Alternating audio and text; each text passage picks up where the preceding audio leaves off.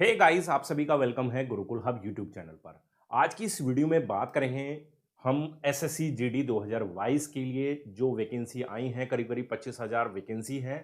तो किस तरह का ये एग्जाम होने वाला है, कितनी कठिन और कितनी आसान आपकी ये डगर होने वाली है, तो पूरी डिटेल में जानकारी आपके साथ शेयर करूंगा। एग्जाम पैटर्न में कुछ बदलाव हुआ है, वो सब मैं यहाँ पर आपके साथ शेयर करूंगा। नेगेटिव मार्किंग है या नहीं, वो इस वीडियो में डिस्कस करूंगा। और क्या क्या आपकी स्ट्रैटेजी प्लान होनी चाहिए इस एग्जाम को पास करने के लिए, तो वो सारी बातें इस वीडियो में मैं आपके साथ शेयर करूंगा। इस वीडियो को टिल एंड तक जरूर से देखें।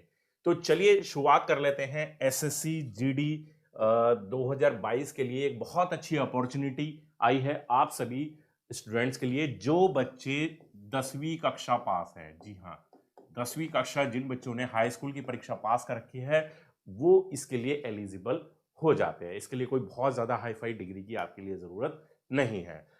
तो अब इस बार क्या है कि एक नया पैटर्न यहां पर, एक बहुत बड़ा बदलाव यहां पर किया गया है। तो पैटर्न में बदलाव है और उस पैटर्न में बदलाव से क्या आपकी परीक्षा अब ये आसान हो जाती है या फिर कठिन हो जाती है, ये भी हम यहां पर देखेंगे। और भी बहुत सारी बातें हैं। तो चलिए सबसे पहले हम पैटर्न को ही समझ लेते हैं।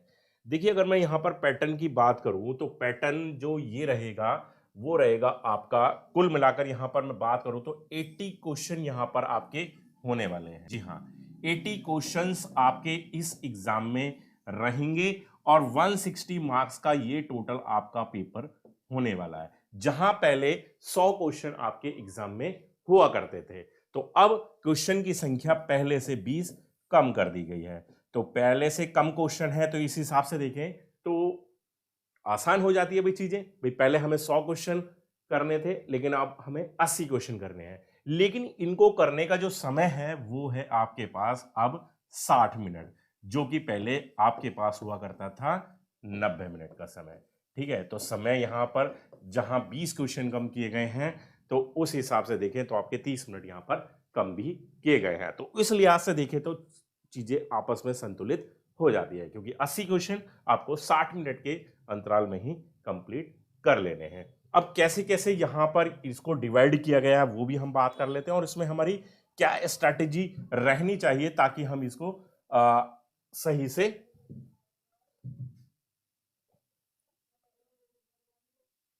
कर पाए। ठीक है, तो अगर मैं सबसे पहले यहां पर बात करूं, देखिए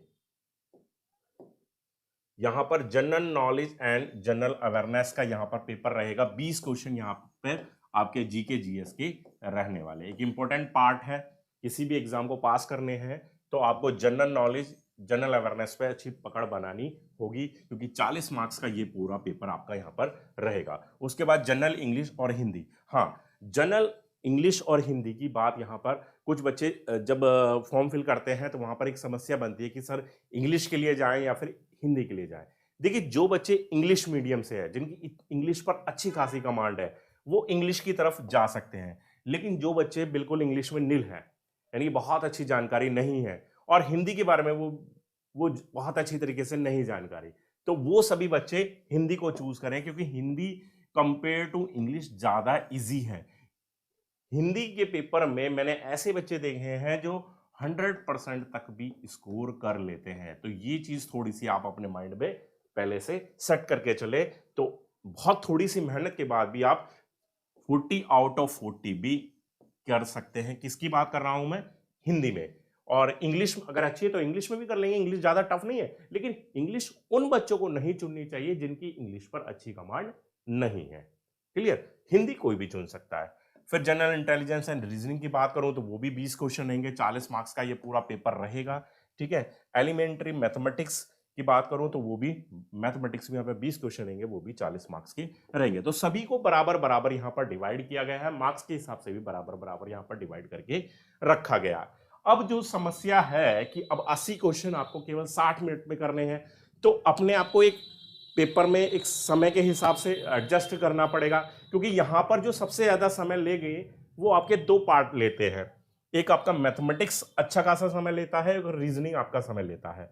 तो इन पार्ट पर ही आपको ज्यादा समय देना भी है। अगर जनरल अवेयरनेस और हिंदी की बात करूं तो 20 क्वेश्चन मैं मानता हूं कि इन 20 क्वेश्चन और 20 क्वेश्चन 40 क्वेश्चन को करने के लिए आपको ज्यादा से ज्यादा 10 से 15 मिनट भी मैंने ज्यादा बोल दिया है, इससे ज्यादा समय आपको नहीं देना। 15 मिनट मान लीजिए अगर इन दोनों पोर्शन को आप देते भी हैं तो आपको बाकी का 45 मिनट का जो समय है वो इन 40 क्वेश्चन को सॉल्व करने में, रीजनिंग और मैथमेटिक्स, क्योंकि यहाँ पर एक्यूरेसी बहुत ज्यादा मायने रखती है। अगर आप किसी क्वेश्चन को सॉल्व करके उसका आंसर दे रहे हैं तो डेफिनेटली वो 100% राइट आंसर होता है। इसलिए इन दोनों ही पार्ट पर अगर आपका समय ज्यादा लगता है तो वो गलत नहीं है, क्योंकि यहाँ पर संभावना सही होने की भी ज्यादा होती है।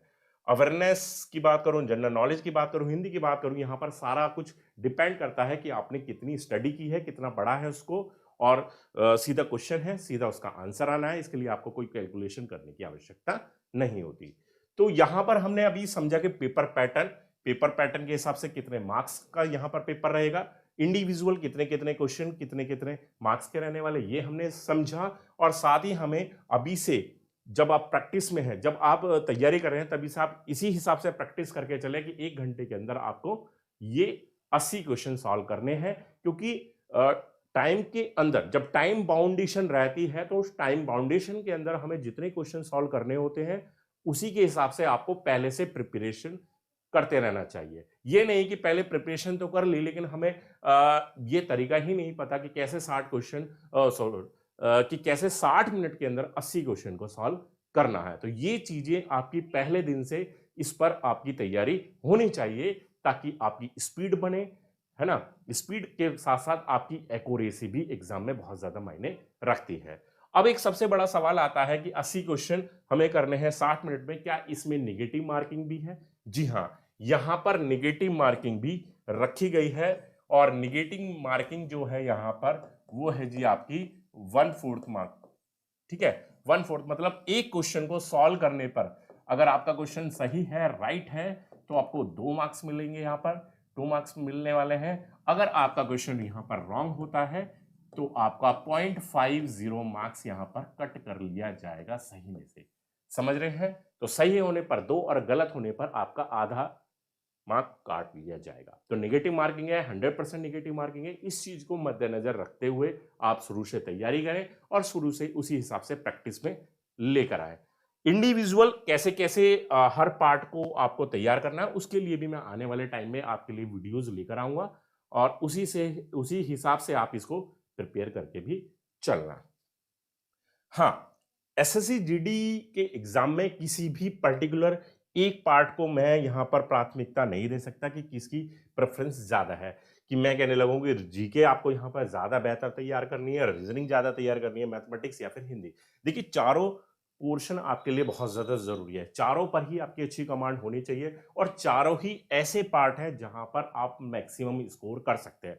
काफी बच्चे ऐसे हैं, जैसे मैंने बताया, हिंदी में 100% तक स्कोर कर लेते हैं, 40 आउट ऑफ 40 स्कोर कर लेंगे। रीजनिंग में काफी ऐसे बच्चे होते हैं 40 आउट ऑफ 40 स्कोर करते हैं, और मैथमेटिक्स में तो आपने खुद भी सुना होगा कि 100% तक स्कोर भी कर लिया जाता है। एक थोड़ा सा जीके एक डाउटफुल कंडीशन में रहता है, लेकिन अगर यहां पर आप एक सही रणनीति के साथ तैयारी करेंगे तो मैं मानता हूं आप 75 to 80% तो इजीली यहां पर भी हासिल कर लेंगे। तो यहां पर देखिए, जैसे पेपर में क्वेश्चन कम है, ठीक है, उस हिसाब से कट ऑफ पर बहुत ज्यादा असर भी पड़ेगा। हाई कट ऑफ ऐसे एग्जाम में रहने की संभावना ज्यादा होती है जहां पर क्वेश्चंस की संख्या कम होती है।